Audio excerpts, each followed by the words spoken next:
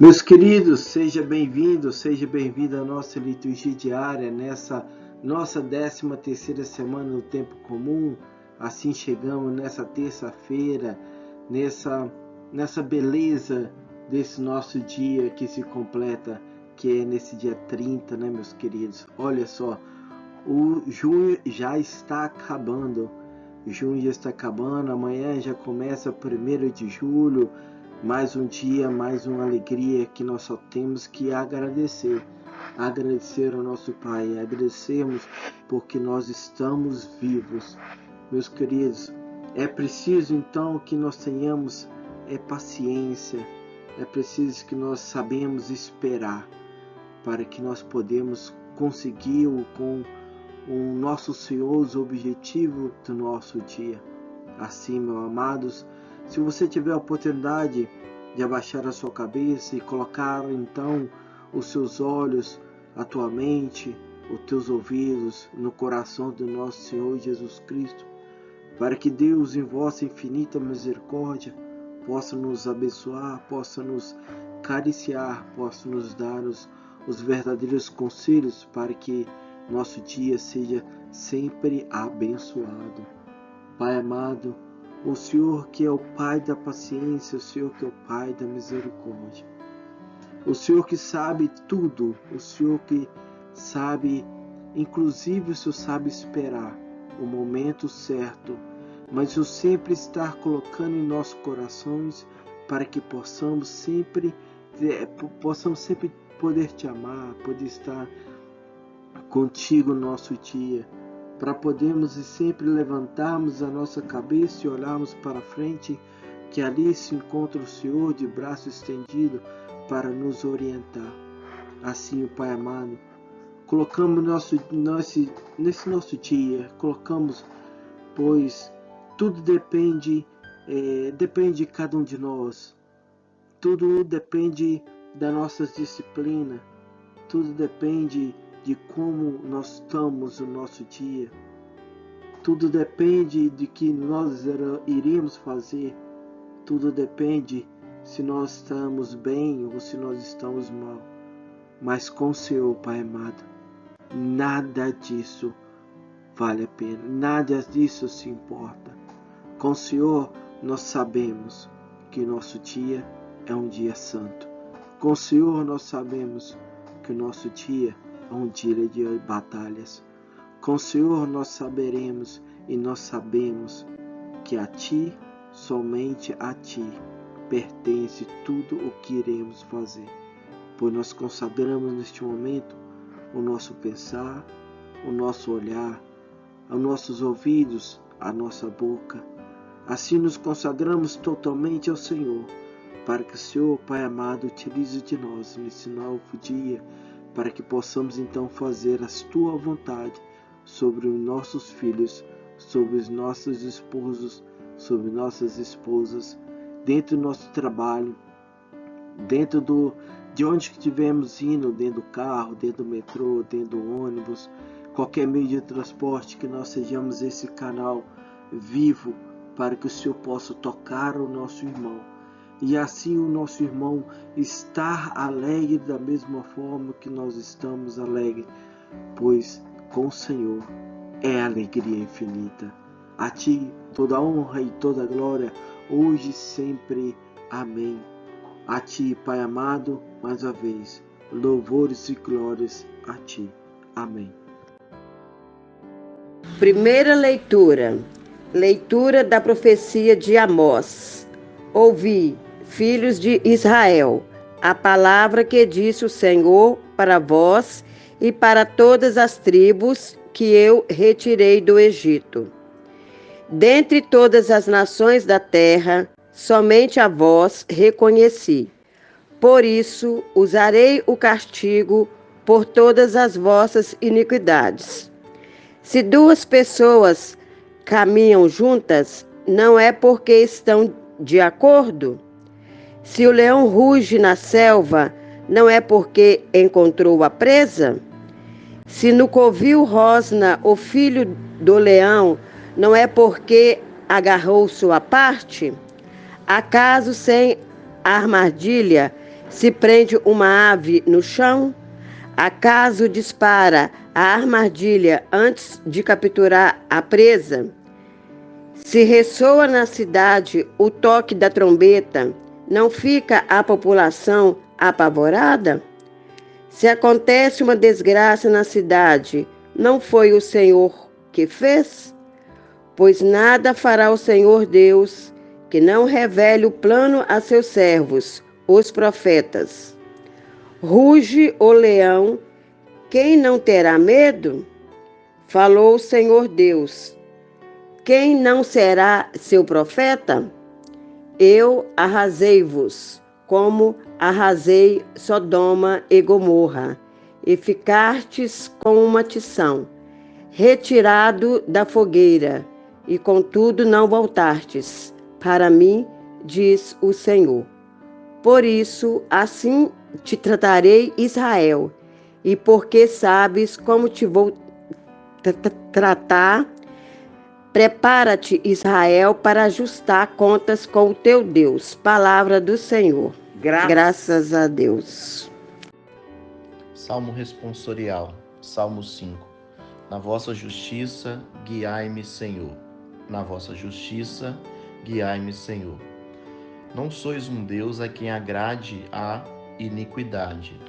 Não pode o mal morar convosco, nem os ímpios poderão permanecer perante os vossos olhos. Na vossa justiça, guiai-me, Senhor. Detestais o que pratica a iniquidade e destruís o mentiroso. Ó Senhor, abominais o sanguinário, o perverso e enganador. Na vossa justiça, guiai-me, Senhor. Eu, porém, por vossa graça generosa, posso entrar em vossa casa e, voltado reverente ao vosso templo, com respeito vos adoro. Na vossa justiça, guiai-me, Senhor. O Senhor esteja convosco, Ele está no meio de nós. Proclamação do Evangelho de Jesus Cristo segundo Mateus. Glória a vós, Senhor. Naquele tempo, Jesus entrou na barca e seus discípulos o acompanharam. E eis que houve uma grande tempestade no mar, de modo que a barca estava sendo coberta pelas ondas. Jesus, porém, dormia. Os discípulos aproximaram-se e acordaram, dizendo: Senhor, salva-nos, pois estamos perecendo. Jesus respondeu: Por que tendes tanto medo? Hoje, homem fraco na fé. Então levantou-se, ameaçou os ventos e o mar, e fez-se uma grande calmaria. Os homens ficaram admirados e diziam: Quem é este homem que até os ventos e os mar lhe obedecem? Palavra da salvação. Glória a vós, Senhor.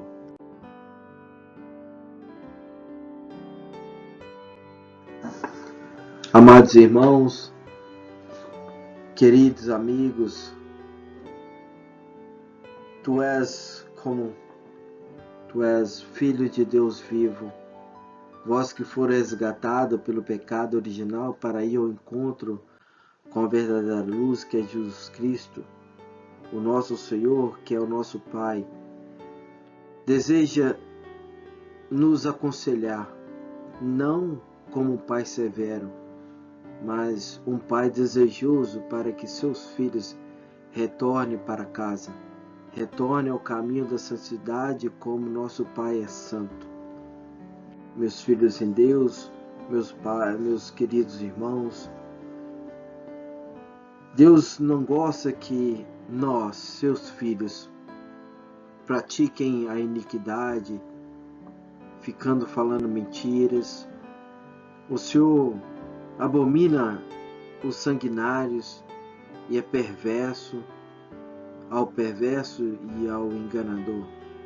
Assim, quando o povo de Israel preferiu ir ao encontro dos deuses, ao estragar os seus ouvidos e deixar de ser inebriados pelas palavras mágicas da facilidade, e ao mesmo tempo se vendo caindo nas armadilhas dos deuses pagãos, se tornaram presas frágeis em que qualquer tempestade sente-se medo e pavor e não consegue enxergar que Jesus se encontra ao seu lado.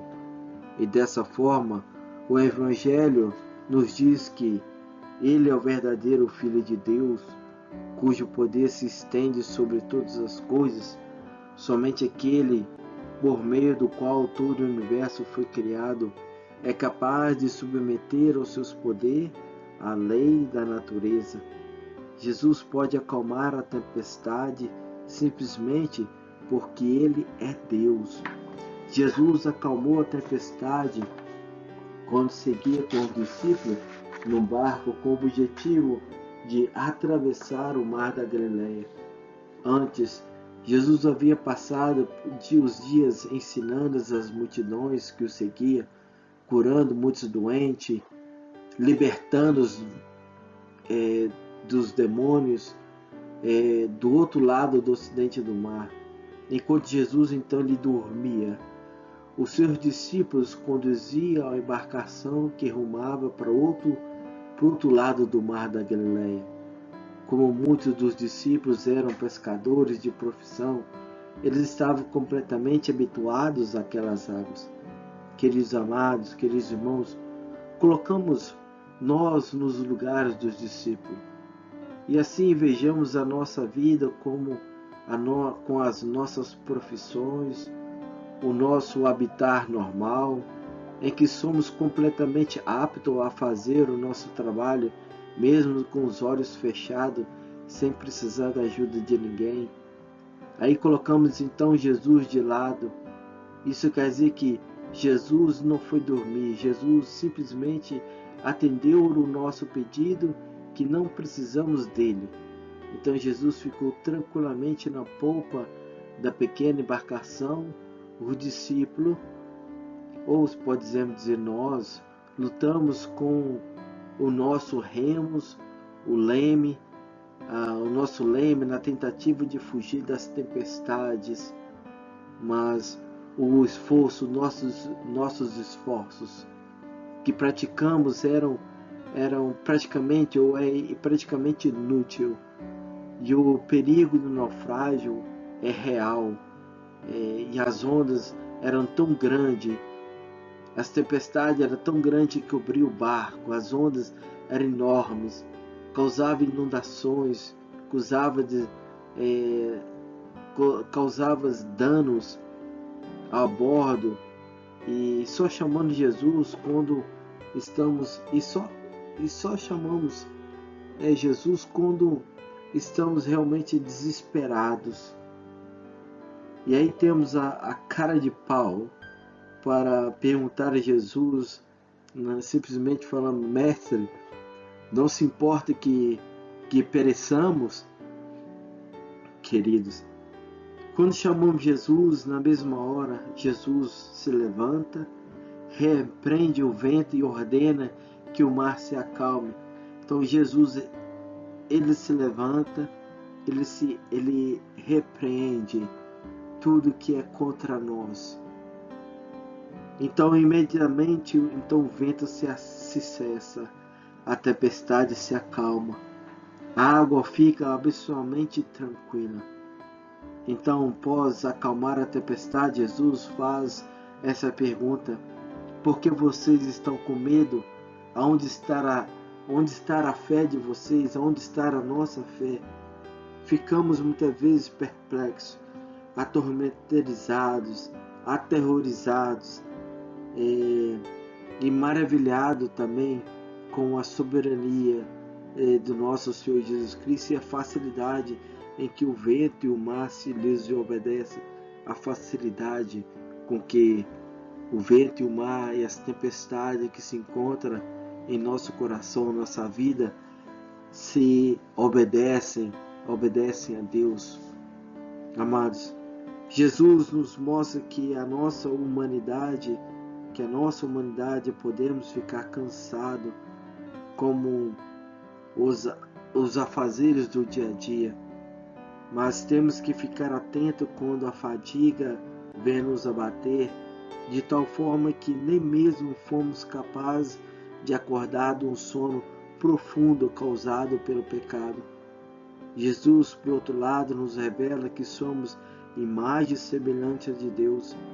Jesus acalma a tempestade e nos ensina que não devemos temer as tormentas da vida, não devemos ter medo das tempestades que venham nos afligir, venham nos atingir.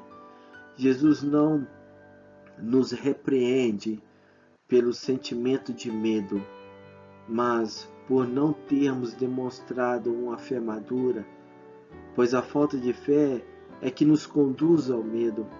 Além disso, é muito comum sentir medo diante de uma tempestade, mas quando olhamos para Jesus, percebemos que esse medo não faz qualquer sentido. Durante a tempestade, nós falhamos porque deixamos Jesus de lado, pois queremos conduzir tudo sozinho.